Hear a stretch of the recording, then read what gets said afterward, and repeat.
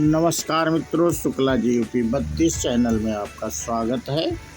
और आज इस वीडियो में मित्रों हम बात करेंगे अर्धनारीश्वर शिव। इस पे हम वीडियो बना रहे हैं मित्रों।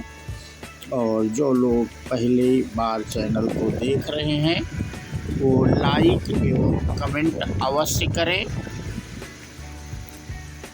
और जो पहले से जुड़े हैं वो भी लाइक एवं कमेंट करें मित्रों। और अब हम बिना देरी के अपना वीडियो शुरू करते हैं। सृष्टि के प्रारंभ में जब ब्रह्मा जी द्वारा रची गई मानसिक सृष्टि विस्तार ना पा सकी, तब ब्रह्मा जी को बहुत दुख हुआ। उसी समय आकाशवाणी हुई, ब्रह्मा अब मैथुनी सृष्टि करो। आकाशवाणी सुनकर ब्रह्मा जी ने मैथुनी सृष्टि रचने का निश्चय किया, किंतु उस समय तक नारियों की उत्पत्ति न होने के कारण वे अपने निश्चय में सफल नहीं हो सके।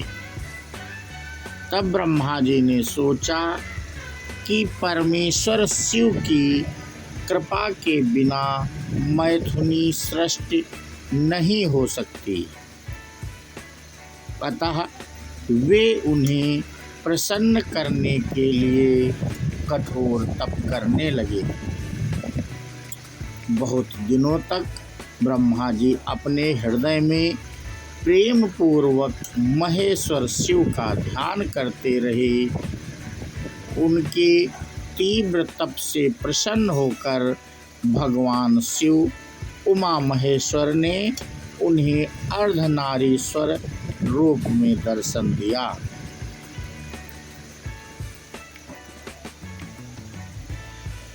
महेश्वर ने कहा, पुत्र ब्रह्मा, तुमने प्रजाओं की वृद्धि के लिए जो कठिन तप किया है उसमें मैं परम प्रसन्न हूँ।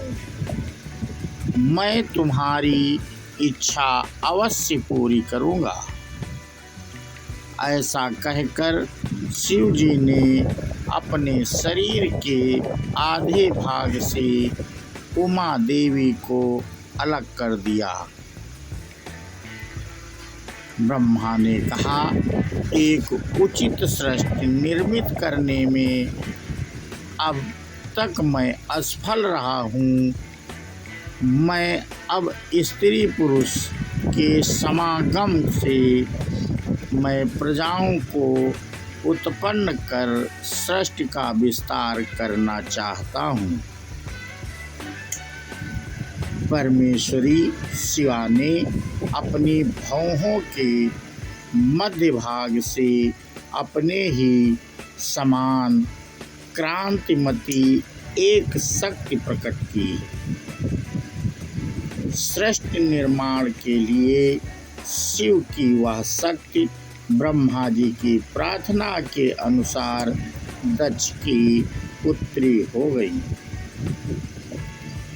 इस प्रकार ब्रह्मा जी को उपकृत कर तथा अनुपम शक्ति देकर देवी शिवा महादेव जी के शरीर में प्रविष्ट हो गईं।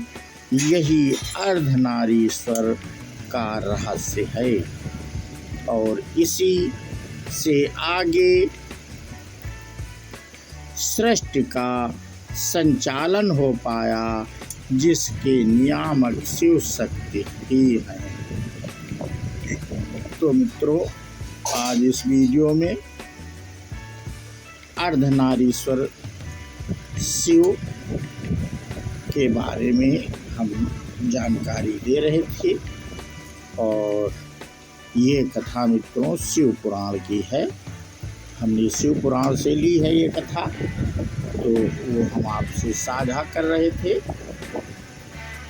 और अब चलते चलते मित्रों वीडियो समाप्ति की ओर है। तो जो लोग पहली बार चैनल को देख रहे थे वो चैनल को सब्सक्राइब कर लें मित्रों, बेल आइकन दबा दें, और जिससे आपको ऐसे धार्मिक वीडियो का नोटिफिकेशन मिल सके। और हम ऐसे ही धार्मिक वीडियो मित्रों बनाते रहते हैं, और ये धार्मिक वीडियो सिर्फ सुनने के लिए ही नहीं होते हैं, इससे हमारा ज्ञान वर्धन होता है और हमें ईश्वर के बारे में जानकारी भी होती है। और हम अपनी जो भक्ति करते हैं तो मुख्य चीज़ भक्ति में मित्रों होता है यही कि ईश्वर को जितनी ही बार ज़्यादा से ज़्यादा याद किया जाए, ध्यान दिया जाए, और उसी से हमारी भक्ति मित्रों बढ़ती है। और जितने हम ईश्वर की याद करते हैं, ईश्वर हमें उतना ही सुख, वैभव और ऐश्वर्य आदि जिंदगी देता है। क्योंकि आपने कभी अनुमान नहीं लगाया होगा मित्रों, आज हम बहुत अच्छी बात करने वाले हैं, कृपया आप ध्यान से सुने। आपने देखा होगा एक किसान इतनी मेहनत करता है और हल चलाता है, फिर फसल को तैयार करता है, लेकिन उसके घर में खाने को नहीं रहता।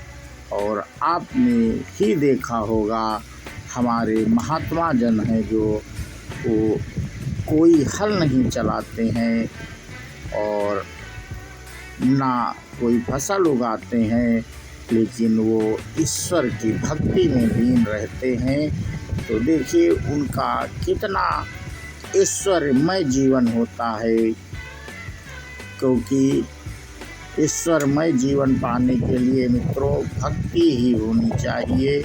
क्योंकि वो जो किसान मेहनत करता है वो बामुश्किल से रोटी पाता है, और हमारे जो महात्मा जन हैं वो देखिए सब्जी पूड़ी और एक से एक श्रेष्ठ भोजन करते हैं।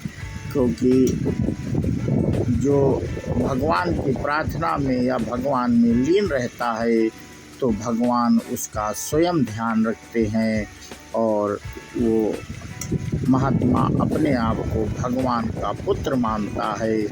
तो आप जानते ही होंगे कि भगवान के पुत्र का भोजन कैसा होगा।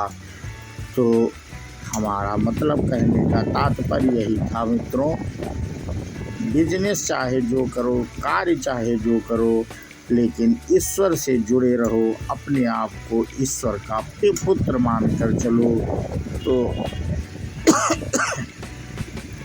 आपके ऐश्वर्य में कभी कमी नहीं आने देंगे।